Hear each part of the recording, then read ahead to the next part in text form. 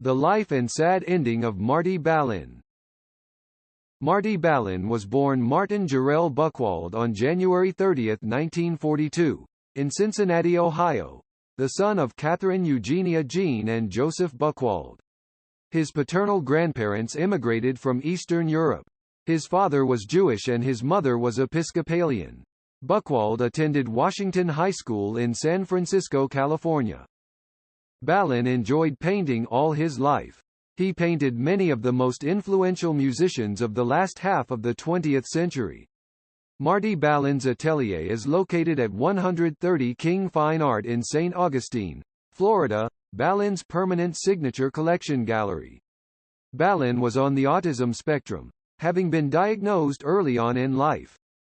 Balin resided in Florida and San Francisco with his wife, Susan Joy Balin, formerly Susan Joy Finkelstein.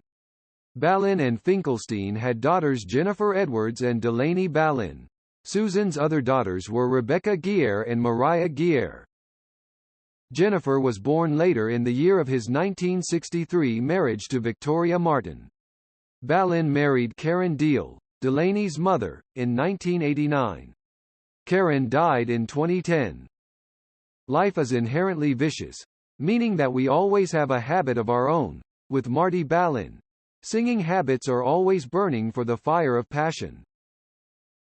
In 1962, Buchwald changed his name to Marty Balin, and began recording with Challenge Records, releasing the singles Nobody But You and I Specialize in Love. By 1964, Balin was leading a folk music quartet called the Town Criers. Balin was the primary founder of Jefferson Airplane, which he launched from a restaurant-turned-club he created and named The Matrix, and was also one of its lead vocalists and songwriters from 1965 to 1971. In the group's famous 1966 to 1971 iteration, Balin served as co-lead vocalist alongside Grace Slick. While his output diminished after Surrealistic Pillow as Slick, rhythm guitarist, singer Paul Kantner and lead guitarist Jorma Kaukonen matured as songwriters. His most enduring songwriting contributions, which were often imbued with a romantic, pop-oriented lilt that was atypical of the band's characteristic forays into psychedelic rock, include Comin' Back to Me, Today, and, again with Kantner, the topical 1969 Top 100 hit Volunteers. Although uncharacteristic of his oeuvre, the uptempo 3/5 of a Mile in 10 Seconds and Plastic Fantastic Lover remained integral components of the Airplane's live set throughout the late 1960s.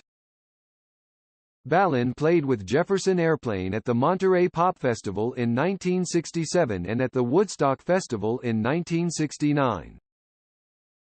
In December 1969, Balin was knocked unconscious by members of the Hells Angels Motorcycle Club while performing during the infamous Altamont Free concert, as seen in the 1970 documentary film Gimme Shelter. In April 1971, he formally departed Jefferson Airplane after breaking off all communication with his bandmates following the completion of their autumn 1970 American tour.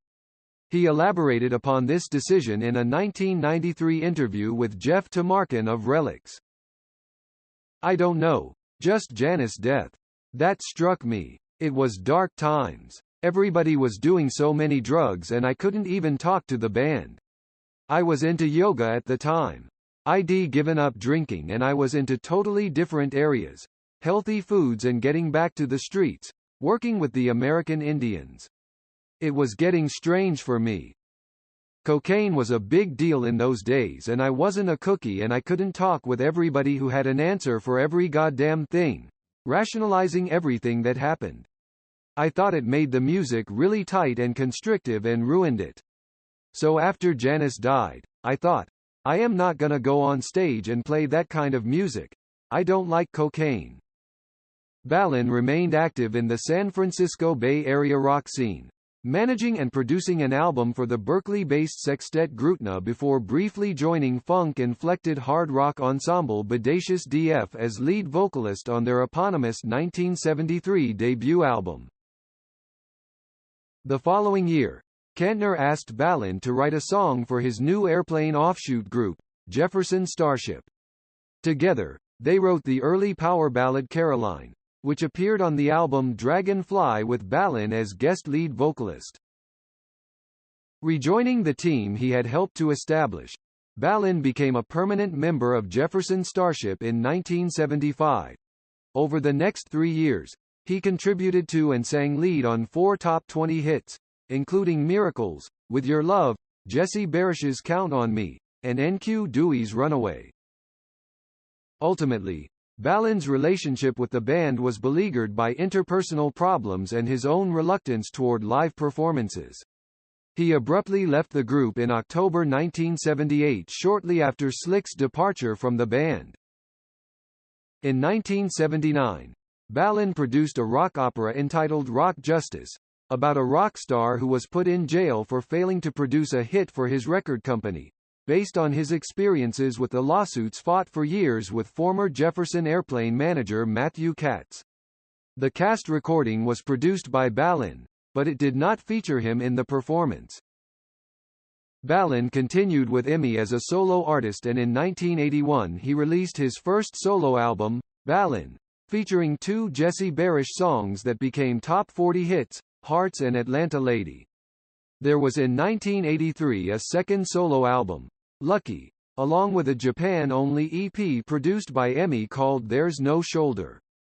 Balin's contract with EMI ended shortly thereafter. In 1985, he teamed with Paul Kantner and Jack Casati to form the KBC Band. After the breakup of the KBC Band, a 1989 reunion album and tour with Jefferson Airplane followed.